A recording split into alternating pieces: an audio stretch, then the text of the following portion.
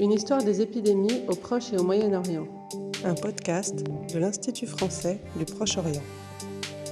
Avec Pauline Koetché, directrice du département des études arabes, médiévales et modernes. Épisode 3. Épidémie. Quelle trace sur l'os? Dans les 2 premiers épisodes, Abbès Zouache et Anne-Marie Moulin se sont basés sur les sources écrites pour retracer l'histoire des épidémies au Proche-Orient. Abbès Zouache a évoqué l'importance de l'archéologie funéraire pour compléter les données de l'historien. Justement, je reçois aujourd'hui Joyce Nassar, anthropologue à l'Institut français du Proche-Orient. Pour ce 3e épisode, nous allons troquer les textes contre les squelettes. Bonjour Joyce. Avant d'en venir aux découvertes auxquelles vous avez participé au Proche-Orient, je crois que nous avons besoin d'une petite clarification sur ce qu'est l'anthropologie physique. L'anthropologie, au sens large, est la discipline qui a pour vocation l'étude de l'être humain et sa culture. Il faut préciser que l'anthropologie comprend 2 branches, l'une sociale et culturelle et l'autre physique et biologique. Pour ce qui nous concerne aujourd'hui, c'est la branche physique et biologique de l'être humain, avec ses variations biologiques, ses caractères physiques et la dynamique des populations, et ce depuis l'origine jusqu'à nos jours. Nous parlerons de l'archéoanthropologie. C'est le domaine où l'anthropologue va fouiller les sépultures, explorer l'environnement intérieur de la tombe et comprendre le mode de dépôt du défunt, sa position initiale, l'évolution taphonomique du cadavre et de tous les éléments de la tombe. Et là, c'est la discipline de l'archéothanatologie qui entre en jeu. C'est un terme nouveau qui date de 2005, ou l'archéologie de la mort, qui permet l'exploration de l'environnement intérieur de la tombe. Alors, quelles traces cette approche peut-elle déceler sur le squelette? Et notamment, peut-on y voir la trace de maladie, qui est notre sujet aujourd'hui? Dans un second temps, l'anthropologue va extraire le squelette et l'étudier. Et là, on parle d'observation macroscopique et des prises de mesure des ossements, afin d'estimer l'âge et déterminer le sexe de chaque individu. Et aussi de pouvoir comprendre la morphologie, les lésions qui permettent de reconstituer ses habitudes alimentaires, les indicateurs de stress, l'étude des traumatismes en lien avec le comportement humain, le mode de vie, l'occupation, et des transformations artificielles en lien avec des habitudes culturelles ou rituelles. Mais aussi, ce qui est notre propos, aujourd'hui, on va parler de paléopathologie qui permet de détecter des maladies et plus spécifiquement sur l'os. Vous venez de parler de paléopathologie. Qu'est-ce que ce terme désigne exactement? Quand on parle de paléopathologie, c'est l'étude sur les restes anciens, la trace des maladies qu'on est capable d'identifier, de reconnaître. Et là, il faut distinguer entre les maladies anciennes qui ont pu disparaître et qu'on ne peut pas reconnaître, des maladies qu'on connaît actuellement, les maladies modernes, et pour lesquelles il y a eu des études qui nous permettent de les reconnaître sur les vestiges anciens. Et là, j'emploie le terme vestiges anciens parce que ce n'est pas seulement les squelettes, mais aussi les organes. On peut se retrouver face à des cas de momie, par exemple, où on peut étudier cette momie sur le plan paléopathologique et identifier des maladies sur les organes. Mais personnellement, je ne m'occupe pas de ça. Comme j'étudie des squelettes, ce que je recherche et ce que je trouve, c'est des manifestations de maladies, anciennes ou récentes, sur l'os. Vous avez aussi employé le mot taphonomique. Est-ce que vous pourriez nous définir rapidement ce qu'est la taphonomie? La taphonomie, si on revient à l'étymologie du mot, taphos, qui signifie la tombe, et nomos, la loi, c'est la science des lois de l'enfouissement, c'est-à-dire le passage de la biosphère, donc du monde vivant, au monde minéral, la lithosphère. Mais pour ce qui nous concerne, nous, anthropologues, lorsqu'on étudie l'évolution taphonomique d'un cadavre, on essaie de comprendre les mécanismes et les modalités de la fossilisation depuis la mort de l'individu, son enfouissement et jusqu'à sa découverte dans le sol d'un site archéologique. Pour revenir aux maladies et plus particulièrement aux épidémies, le sujet qui nous occupe aujourd'hui, comment détermine-t-on, en tant qu'anthropologue, qu'on est face à une épidémie? Comme j'ai dit au début, l'anthropologue, il fouille les squelettes. Et c'est justement au moment de la fouille qu'il peut déterminer une épidémie. Parce que quand on est face à des dépôts simultanés, on a réussi déjà à identifier qu'il s'agit de dépôts simultanés grâce aux méthodes de l'archéothanatologie que j'ai définies auparavant. Il s'agit donc de distinguer entre l'accumulation de plusieurs cadavres en un même lieu et dans un laps de temps court, des sépultures collectives où là, les dépôts sont échelonnés dans le temps et en relation avec une mortalité de type ordinaire. Dans ces cas, donc de maladie ordinaire, la mise en place d'un nouveau cadavre va entraîner des perturbations dans l'agencement des individus qui sont déjà présents et qui sont à l'état de squelette. À l'inverse, si les dépôts sont simultanés, ce qu'on aura ici, c'est des connexions anatomiques vont être respectées d'une manière beaucoup plus stricte, puisque tous les corps vont se décomposer en même temps, en fait. À ce moment-là, on peut suspecter un phénomène de mortalité anormale lié à un événement en particulier que l'on peut tenter d'interpréter. Il s'agit là donc d'un traitement spécifique qui a été occasionnellement mis en œuvre pour gérer une phase de crise. Donc une fois qu'on a identifié ce type de sépulture, qu'on appelle, je crois, sépulture de catastrophe, comment faire pour préciser les cas où il s'agit de morts par épidémie?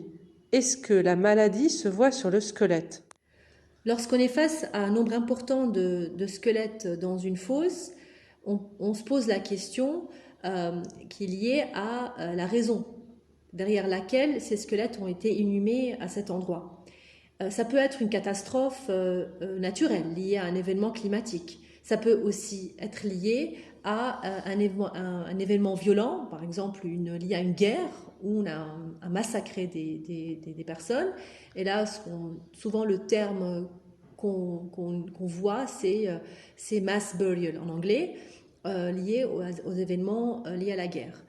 Mais pour ce qui concerne les épidémies, souvent dans ces cas-là, la maladie ne se voit pas parce que elle a été assez fulgurante et la rapidité d'action des germes infectieux ne permet pas le développement de lésions osseuses.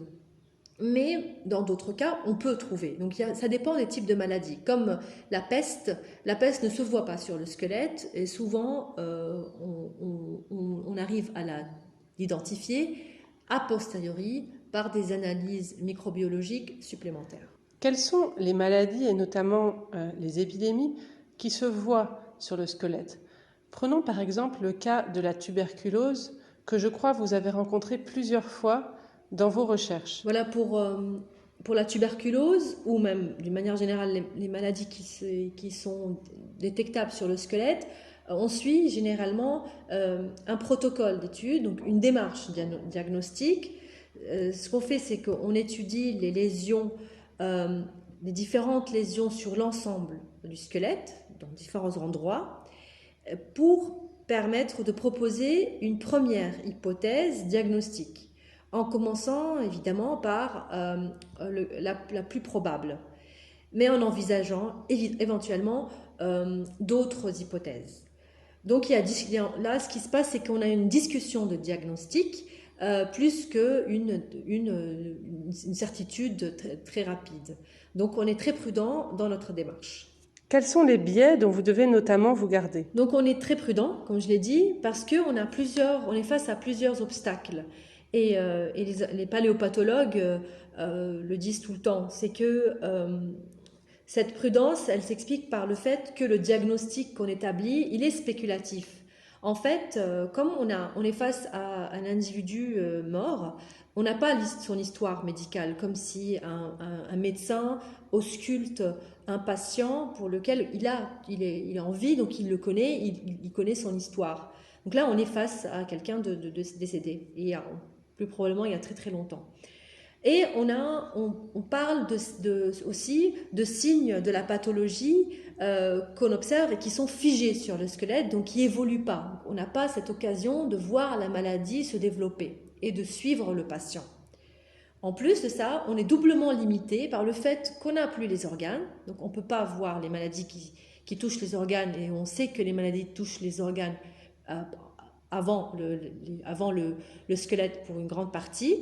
Et aussi les squelettes qu'on a face à nous, souvent sont incomplets ou très mal conservés. Et là, on parle souvent aussi de piège de la taphonomie, parce qu'un squelette qui est inhumé, donc qui se retrouve dans de la terre, subit des altérations de l'environnement autour de lui. Et il s'agit de petites bêtes, d'animaux fouisseurs qui vont, ou bien même de la composition chimique du sédiment dans lequel ils se trouvent, qui peuvent altérer le squelette et ressembler un peu à des pathologies. Le diagnostic est limité aussi parce qu'on utilise des critères modernes, avec une démarche basée sur l'idée que la maladie est stable et à travers le temps. Mais on a un problème ici, puisqu'on sait qu'il existe des maladies qui ont disparu et pour lesquelles la médecine moderne ne dispose d'aucun référentiel. Aussi, les maladies anciennes qui ont pu continuer actuellement, qu'on peut voir, observer aujourd'hui, leur expression a pu aussi changer à travers le temps. Sans compter aussi que d'une manière générale, les maladies différentes peuvent s'exprimer d'une manière semblable sur le squelette.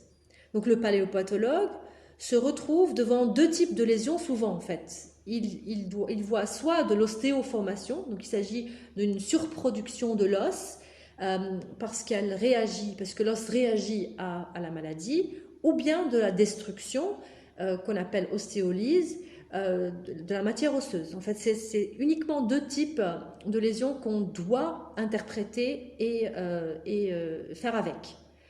Parce qu'il est rare d'observer une lésion spécifique à une maladie particulière, et ces lésions, on les appelle les lésions pathognomiques. Comme l'exemple, le mal de Pott ou la spondylodicite tuberculeuse.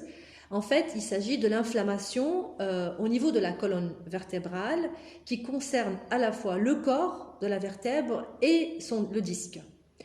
Donc là, on a à la fois de la destruction de l'os avec de l'ostéoformation. Et parfois, dans des cas très avancés, on se retrouve devant une colonne complètement soudée qu'on appelle colonne en bambou. Et c'est assez flagrant et assez particulier. Est-ce que vous pourriez nous donner un exemple de lésion due à la tuberculose tirée de votre propre expérience?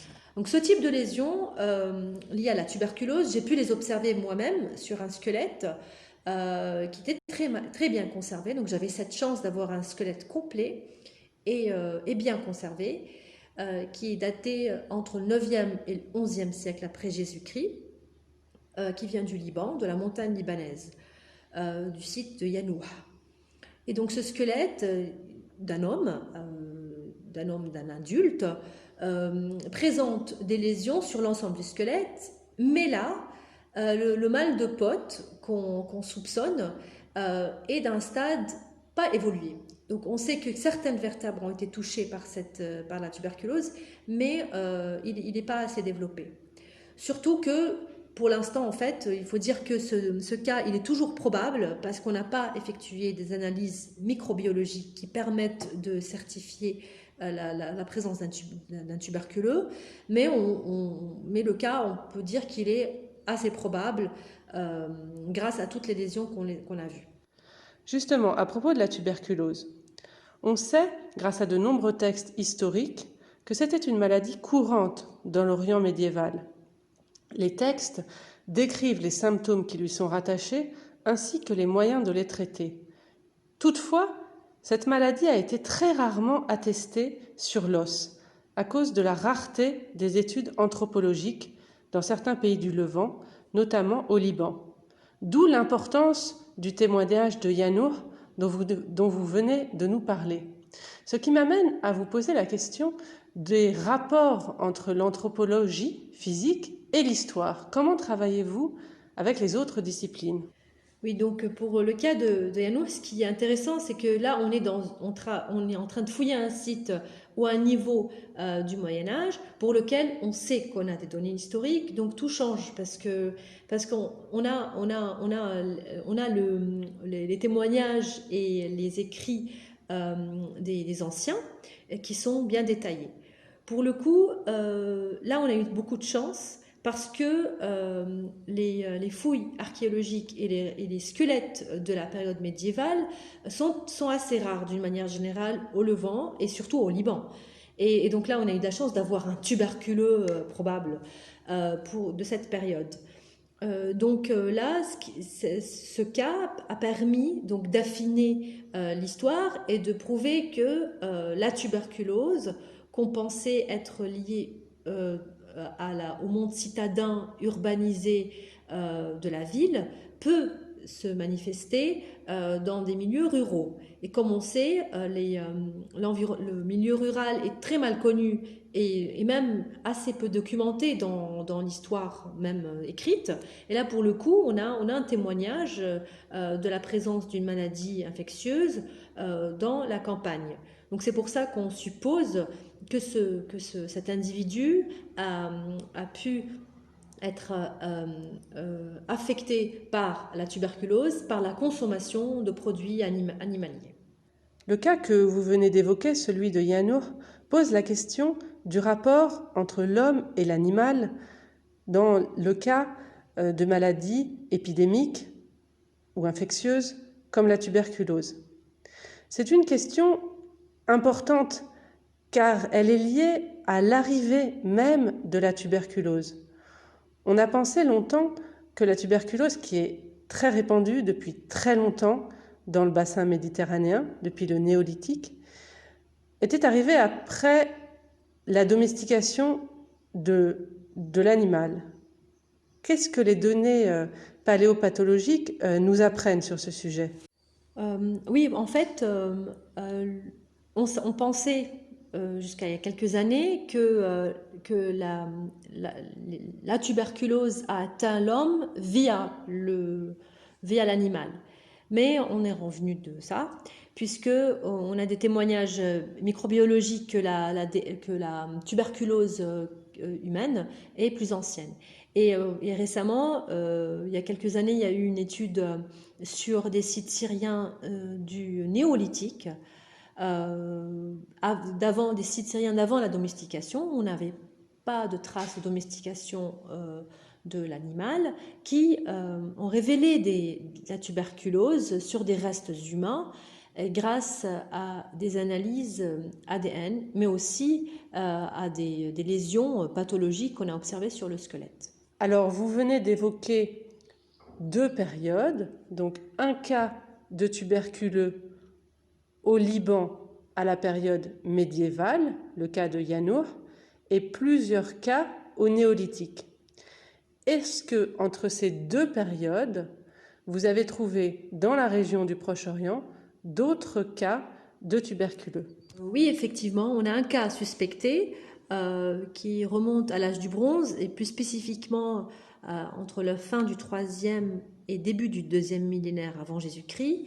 Et ce cas vient de Marie, donc la cité syro-mésopotamienne sur l'Euphrate, où j'ai pu démontrer, observer surtout, des lésions sur le squelette d'un adolescent. Et malheureusement, il n'y a pas eu d'analyse microbiologique pour le confirmer, mais ce squelette présente des lésions similaires qui ressemblent à celles décrites dans la littérature sur des squelettes tuberculeux pour lesquels on a déterminé la présence de la tuberculose précoce qui a été retenue. Notamment, une des lésions, c'est des lésions sur les vertèbres, et spécifiquement sur le corps vertébral. Et ces atteintes-là ont longtemps été observées auparavant dans des cas archéologiques, mais qu'on n'arrivait pas à expliquer. D'autant qu'il est rare, d'après ce que vous nous avez dit, de repérer la tuberculose sur des individus jeunes. Oui, effectivement, parce que comme des individus jeunes sont assez susceptibles, sont plus fragiles, donc souvent ces maladies n'ont pas le temps d'atteindre le squelette, mais pour le coup, cette forme de tuberculose était spécifique à la vertèbre, au corps vertébral, donc on peut la détecter.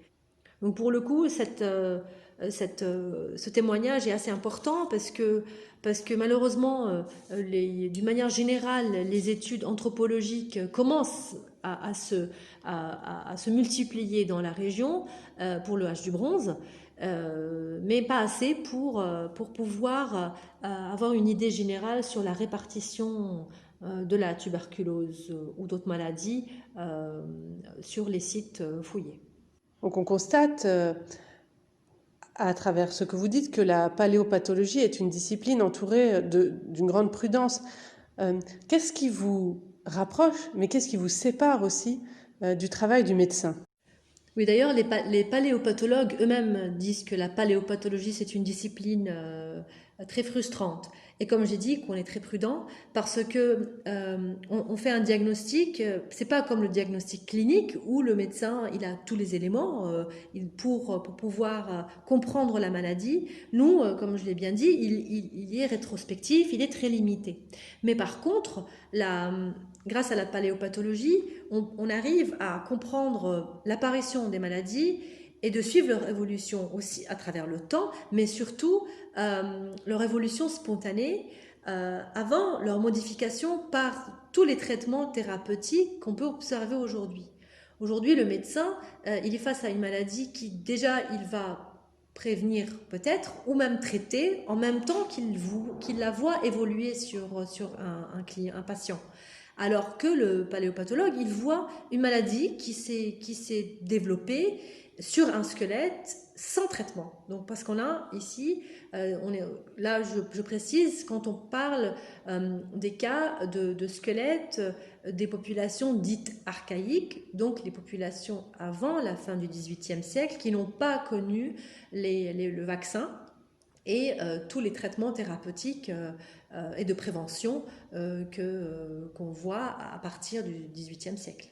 Comme l'historien, le paléopathologue analyse donc le passé des maladies, avec la particularité de voir leur évolution brute, sans intervention thérapeutique.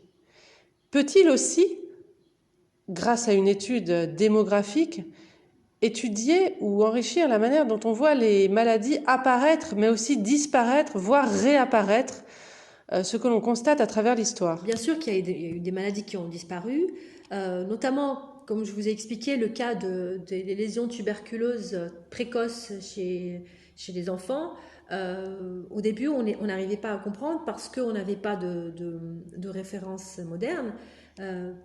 Et là, c'est parce que tout simplement, on n'avait pas de cas de tuberculose assez développé chez les enfants. Pourquoi? On se pose poser la question et certains paléopathologues pensent qu'elle a disparu pour une simple raison, c'est qu'avec avec le temps, il y a eu un renforcement du système immunitaire, comme une meilleure nutrition, une hygiène de vie, et aussi et surtout l'introduction du vaccin contre la tuberculose. Avec un contrôle aussi thérapeutique après. Donc là, aujourd'hui, on n'a plus de cas comme ça chez les enfants parce que ils arrivent à être traités rapidement. Mais sinon, pour la paléoépidémiologie, en fait, ce qui se passe, c'est que un anthropologue, même sans même parler de paléopathologie, qu'est-ce qu'il fait? C'est quand il étudie une population ancienne, il essaie d'étudier sa composition, la composition de cet échantillon de squelette qui est face à lui.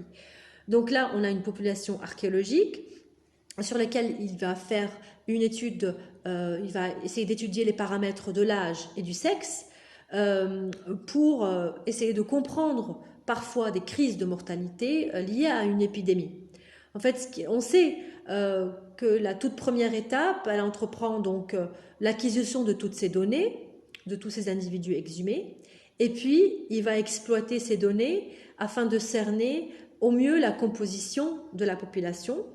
Il établit un profil de mortalité pour vérifier si les distributions en fonction de l'âge et du sexe obtenues à partir des échantillons qu'il a sont proches de celles attendues dans le cas d'une démographie naturelle.